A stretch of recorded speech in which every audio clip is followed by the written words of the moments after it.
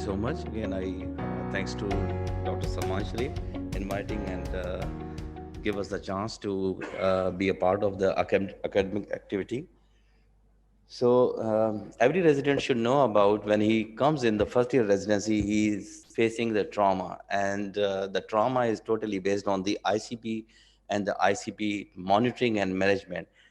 I think most of we are working in the government sectors and we don't have the facility of the ICP monitors, but still, I think most of the hospitals are equipped with the ICUs. So every resident should know about how my patient is keeping in ICU and what the management is taking and what we learn from our uh, uh, literature. So we should know about that. A resident should know about that, how to manage a raised ICP after trauma. So ICP is the pressure of the CSF within the cranial vault relative to the atmospheric pressure. Normal ICP is less than 10 to 15 millimeter of mercury, and more is more than the 20 millimeter of mercury. So it relies on the cerebral perfusion pressure, and the cerebral perfusion pressure relies on the tight autoregulation, and that is primarily driven by the partial pressure of the carbon dioxide. Normally, cerebral perfusion pressure is equal to the mean arterial pressure minus ICP. So I think resident all should know about that. So cerebral perfusion pressure is directly proportional to the partial pressure of the carbon dioxide until the partial pressure of oxygen is more than 90 millimeter of mercury. And hypoxemia increases the cerebral perfusion pressure only if the partial pressure of oxygen is less than 50 millimeter of mercury. Normal intracranial constituents are mainly the brain parenchyma. As this photograph shows, there's the most of the intracranial compartment is filled with the brain parenchyma, which is the 1400 ml, 80% of the this cranial vault, while the CSF volume and the blood volume are equally divided into the 10%, which is 150 ml each. So normally in the skull, the three components are equally compromised each other: the blood, brain, and CSF. Everybody knows about that, the Monro Kellie Doctrine, and that was initially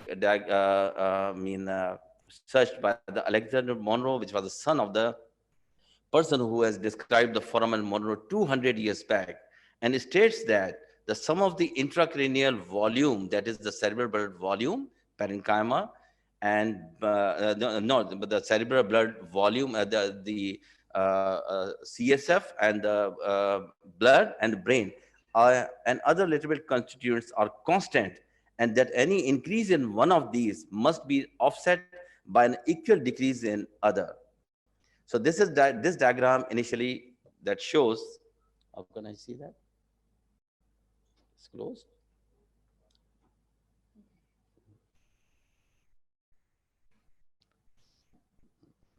So this diagram shows initially that the brain, which is 80%, CSF, which is, and the blood is a 15%. When there is they're coming in the mass in the intracranial cavity, the CSF this decreases by coming out. Can I stop? Okay. So whenever there is a mass that decreases the CSF comes in, goes into the subocular spaces and goes through the foramen magnum and come from the brain. When its mass increases, the CSF is more coming from the brain by subocular spaces, and the blood is coming out from the intrajugular vein. And finally, there is a decompensated state comes, and the patient finally goes into the lethal brain problem. So if there is a expansion continues, then there is a new equilibrium will be at the higher ICP. The CSF from the ventricles will be displaced into the subocular space via the foramen magnum.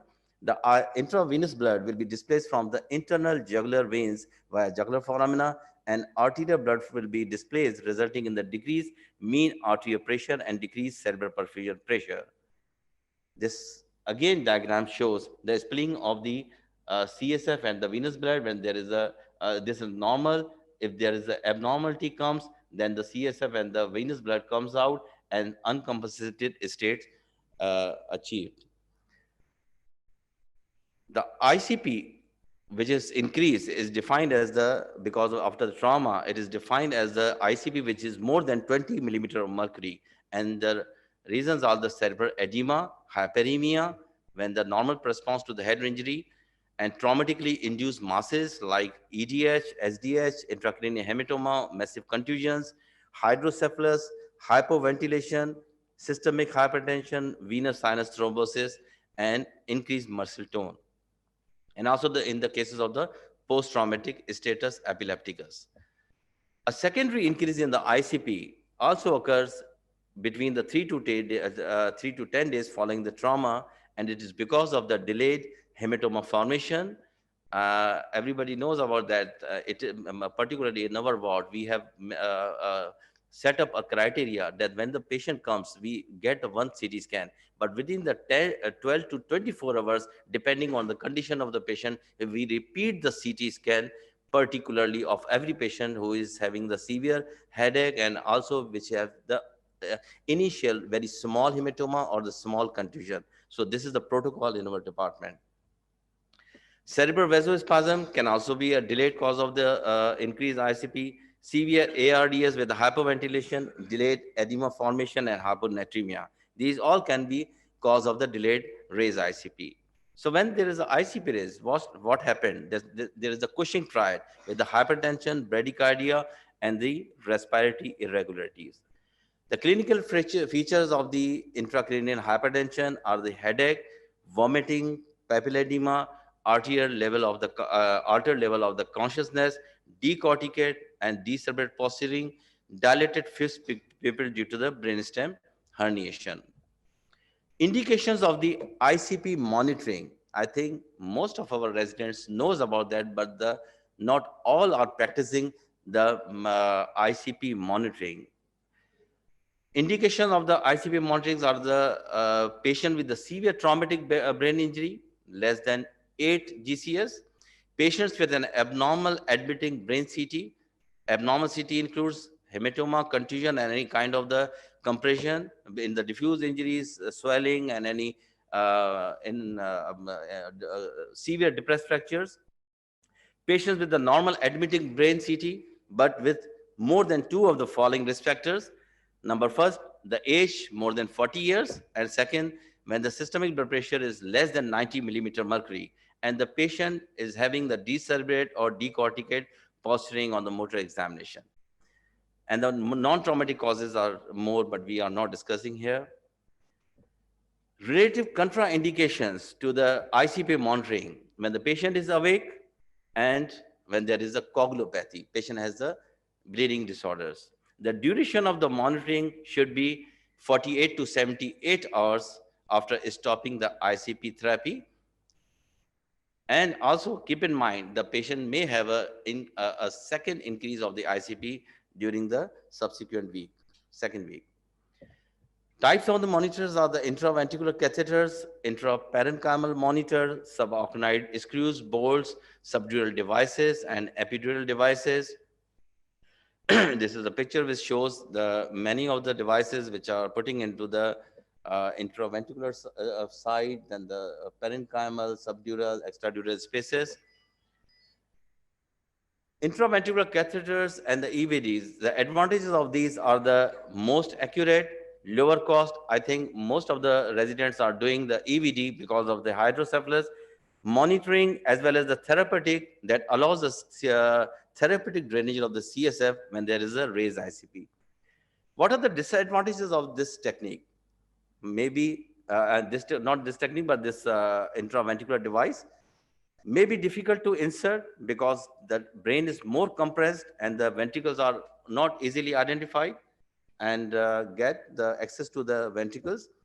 Obstruction of the fluid column by the clot or by clogging of the ependymal lining on the catheters, and some effort is required to check and maintain the function every 2 to 4 hours. And transducer must be consistently maintained at a fixed reference point relative to the patient's head. This diagram shows the frontal burr hole with the placement of the EVD and also that should be placed, the level should be 0 at the foramen of Monro, but the height of the drain should be 10 centimeter above. So this can be a monitoring of the ICP and also therapeutic value to release the CSF when there is a raised ICP. This diagram shows the transducer, which is also showing the plateau waves which can be identified, and if anybody is very much comfortable and very much learned in ICP monitoring, he can assess the problems of the ICP waves. So normally ICP waveforms are the P1, P2 and P3, but when there is an increased ICP, this is the P2 which is increasing and coming into the view, the P2 here. The abnormal waveforms are a lot, but the mainly mentioning and keeping in mind is the A wave, which is the abnormal waveforms. The complications of the ICP monitors, everybody knows, a resident should know about that. Whenever we are putting any catheter inside the brain, there is the infection and hemorrhage, malfunctioning as in the EVD and the parenchymal subdural that can be blocked, and male positioning because we are putting into the normal person, and in cases if the patient is not paralyzed, he can be agitated and that can be misplaced. Treatment of the raised intracranial hypertension, not raised, but it's intracranial hypertension. Goals of the therapy are to keep the ICP less than 20 millimeter of mercury, keep the cerebral perfusion pressure more than 50 millimeter mercury, and maintaining the adequate mean arterial pressure. Avoid hypoxia. The partial pressure oxygen should not be less than 60 millimeter of mercury, and avoid hypotension. Systemic blood pressure should not be less than 90 millimeter mercury, and that can be we can see on at the bedside that don't needs ICU. The general measures are the prophylaxis, because in the severe ICP there are Cushing ulcers, so prophylaxis against ulcers should be given stress in should be given the H2 receptor blockers. Aggressive control of the fever should be taken in account. The fever can also, and hyperthermia can also increases the ICP. So that should be controlled. Arterial line for the blood pressure monitoring and frequent ABGs, and the IV fluid. Normally, the normal saline should be given in cases of the brain injuries. Initial measures at the bedside should be taken by a resident or the doctor at the floor. Always elevate the head of the bed. Keep the patient in a neutral position. Elevate the bed 30 to 45 degree from the upside, from the head side, so that there is a normal jugular venous flow can take place. Light sedation should be given, because most of the time our head injured patients are very much agitated, and because of the agitation, muscular activity, they can increase, the ICP can increase. Control the avoid the hypotension, and as we always know that the ICP and the cerebral perfusion pressure relies on the mean arterial pressure. So it is mandatory that hypertension should not occur, and it should be avoided. Control the hypertension at the same time. Prevent hyperglycemia, and also that hyperglycemia can be exaggerated by the steroids. So steroids are already contraindicated in cases of the head injury. There is not any recommended use and benefit. Patients should be intubated in the ward for the patients with a GCS less than 8 or if there is a respiratory distress. Avoid hyperventilation. Hyperventilation will reduces the carbon dioxide, partial pressure of the carbon dioxide, and the particularly the partial pressure of the carbon dioxide should be at the eucapnic state. It should not be lower than 35 mm mercury, and there should be a prophylactic hypothermia.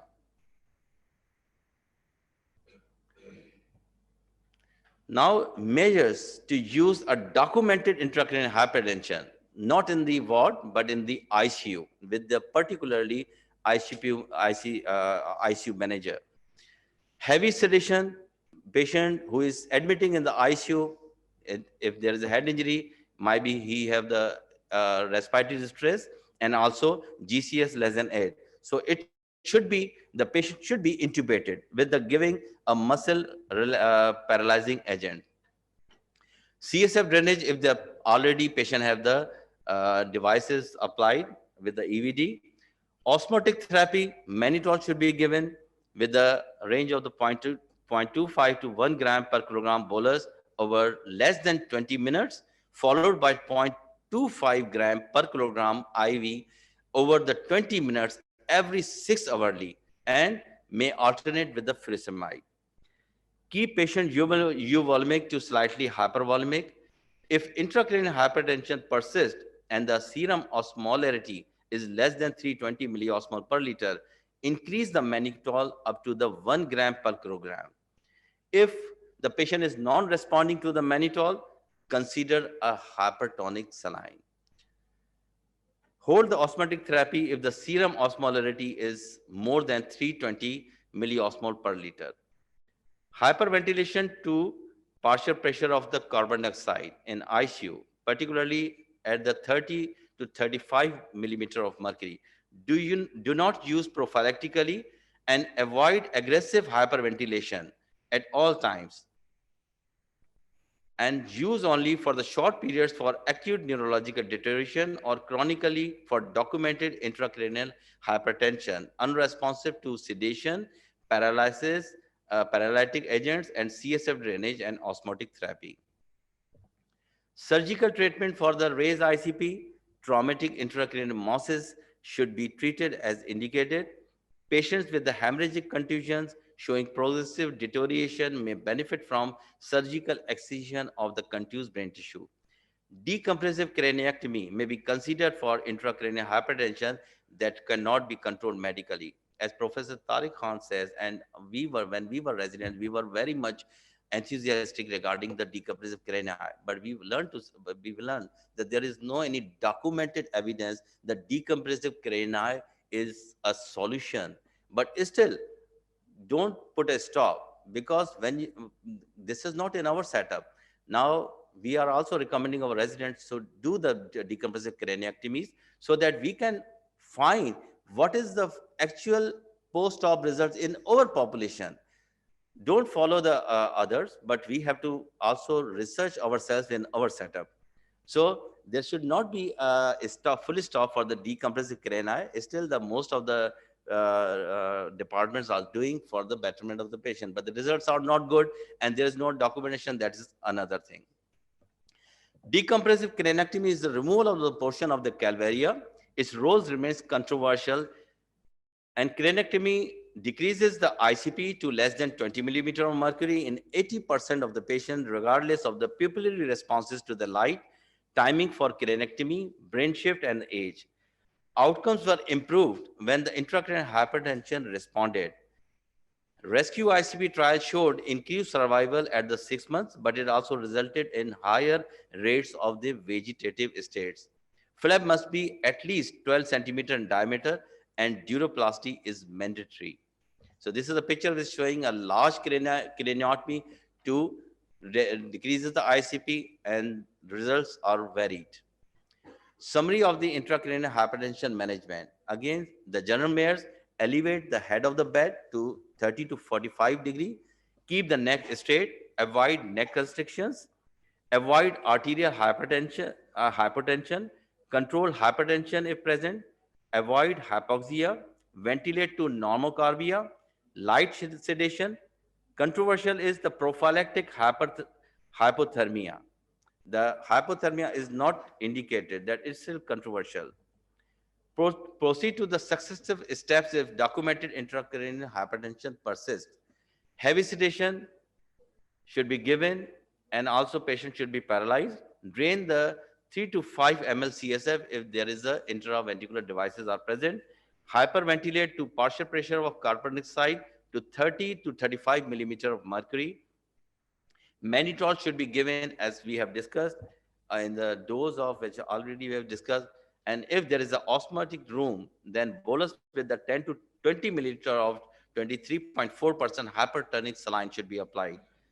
Augmented hyperventilation to decrease the partial pressure of carbon dioxide to 25 to 30 mm of mercury. Thank you so much.